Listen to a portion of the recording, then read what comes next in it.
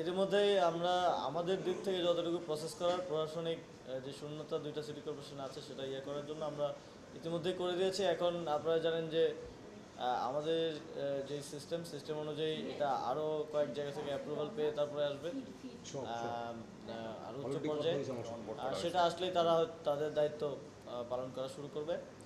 আর যেটা বললেন যে বিগত সময়ে রাজনৈতিকভাবে ঠিকাদারি প্রতিষ্ঠানগুলো ঠিক হওয়ার কারণে এই 5ই আগস্টের পরে সাময়িকভাবে কিছু কাজ বন্ধ হয়েছিল। আমরা সেগুলোকে পুনরায় চালু করার ব্যবস্থা নিয়েছি এবং এখন আর কিছু ব্যত্যয় ছাড়া, কিছু এক্সেপশন ছাড়া ওভারঅল সারা দেশে আমাদের যেই অবকাঠামোগত উন্নয়ন কার্যক্রম সেটা চলমান আছে।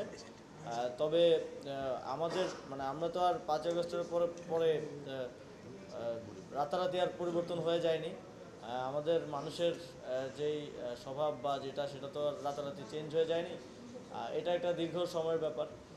তবে সে কারণে কিছু কিছু জায়গায় কিছু কিছু সমস্যা আছে, কাজের কিছু কিছু বাধার ব্যাপার আছে, যে আনঅফিসিয়ালি বাধা দেয়া বিভিন্নভাবে।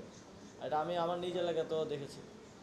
তবে সেক্ষেত্রে আমরা অ্যাড্রেস করার চেষ্টা করছি প্রশাসনের মাধ্যমে, যেখানে কথা বলা সম্ভব হয় কথা বলে সেই বিষয়গুলো সমাধান করে আমাদের কর্মকর্তারা কাজ চালিয়ে যাচ্ছে। আমরা উত্তর সিটি কর্পোরেশনের একজন প্রশাসক নিয়োগের জন্য আপনার নিয়োগ দেখেছি, এটা সোশ্যাল মিডিয়ায় ভাইরাল, এটা অফিসিয়াল কনফিডেন্সিয়াল বিষয়, এটা কিভাবে আসবে, এটা সত্য কিনা? আমি সোশ্যাল মিডিয়ায় দেখলাম যে উত্তর সিটি কর্পোরেশনের প্রশাসক নিয়োগ দেওয়ার জন্য আমি সুপারিশ করেছি। আসলে উত্তর সিটি কর্পোরেশনের নিয়োগটাতে এই মন্ত্রণালয় থেকেই দেওয়া হয়। ডিওটা হচ্ছে একটা অফিসিয়াল প্রসেস, যেই প্রসেসটা আসলে যে কোনো মন্ত্রণালয় যদি জনপ্রশাসন থেকে কাউকে আনতে চায়, কাউকে নিয়োগ দিতে চায়, তাহলে সেক্ষেত্রে ডিও প্রদান করা হয়ে থাকে। তো খুব দুঃখজনক যে এই এই জিনিসটা কেউ না কেউ পাবলিশ করেছে। এবং শুধু এটা না, এর আগেও কয়েকটা এরকম ঘটনা ঘটেছে এই সরকারের দায়িত্ব নেওয়ার পরে।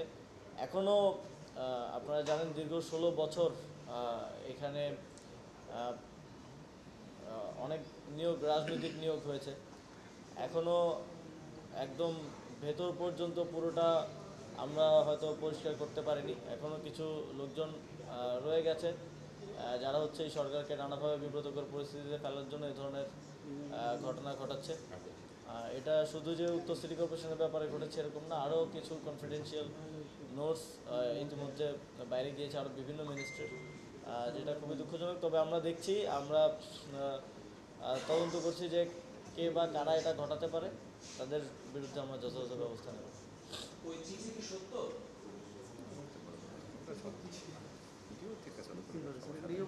হ্যাঁ,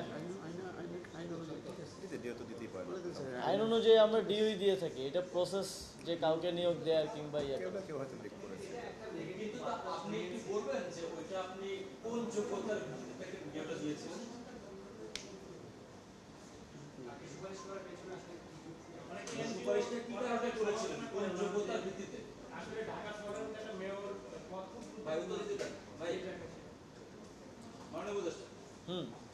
এখন আমাদের প্রশাসকের পদগুলো খালি, আপনারা জানেন। এই কারণে আমাদের যে প্রশাসনিক কার্যক্রম সিটি কর্পোরেশনগুলোর পরিচালনা ব্যাহত হচ্ছে। এই জন্য অন্তর্বর্তীকালীন সময়, অর্থাৎ নির্বাচন, স্থানীয় সরকার নির্বাচন অনুষ্ঠানের পূর্ব পর্যন্ত সর্বশেষ সংশোধিত অধ্যাদেশ অনুযায়ী স্থানীয় সরকার বিভাগ যে কোনো, আমরা সার্ভিস থেকে যে কাউকে নিয়োগ দিতে পারি কিংবা যে কোনো ব্যক্তিকে আমরা সেখানে নিয়োগ দিতে পারি। সেই জায়গা থেকে আমরা হচ্ছে একজনের ব্যাপারে করেছি, ঢাকা উত্তর সিটি কর্পোরেশনের ব্যাপারে, এবং অন্যান্য সিটি কর্পোরেশনগুলোতে আমরা যথাক্রমে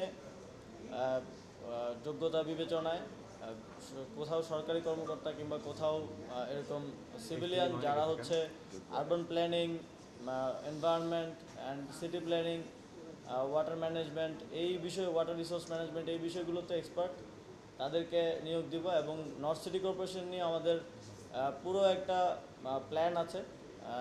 স্বল্প সময়ে আমরা একটা সিটি কর্পোরেশনে আমরা এটাকে একটা মডেল হিসেবে দাঁড় করাতে চাই। আপনারা জানেন এই সরকারের সময়টা খুবই স্বল্প, তবে এই স্বল্প সময়ের মধ্যেই আমরা পুরো একটা পরিকল্পনা করেছি নর্থ সিটি কর্পোরেশন নিয়ে। সেটা আমরা খুব দ্রুতই বাস্তবায়নের পথে যাব, সেটা আপনারা দেখতে পাবেন।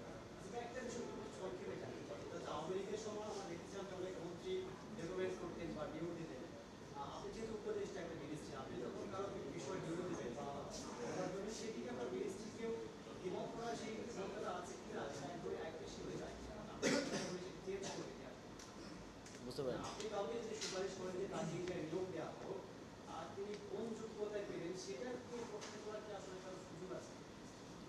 না, এটা তো বিধি মোতাবেক হচ্ছে এই জিনিসটা ডিসাইডেড হবে যে সেটা নিয়ে কোশ্চেন করা যায় কিনা। এখানে আমাদের অনেকগুলো নিয়োগ আছে যেগুলো হচ্ছে বিভিন্ন বোর্ড আছে, কমিটি আছে, এর থ্রুতে আসলে হয়ে আসে। যদি কোনো একটা নিয়োগ বিধি মোতাবেক হয়, আইনসম্মত হয়, তাহলে তো আর প্রশ্ন করার সুযোগ থাকে না।